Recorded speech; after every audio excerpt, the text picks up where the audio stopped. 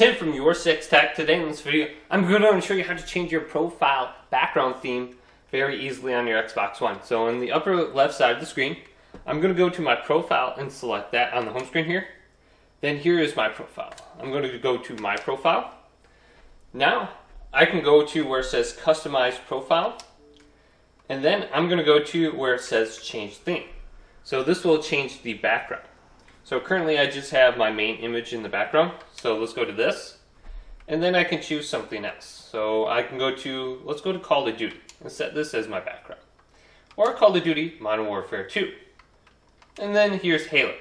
So you can change that. So when someone comes to your profile, they will see this specifically. So let's go to Minecraft and select this. And then you have to press the button with the 3 lines on it.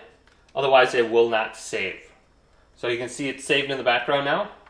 And I can also do this to my gamer. I can change my gamer pick right here. Then I can go to change color. And this will be like the menu's color. So you can see this little line around OK is red. So you can easily change it in here. So if I want to go to like, see a different color like orange, I can go to OK. And now this color is orange everywhere I select. So hopefully this video did indeed help you out. If it did, leave it a big thumbs up.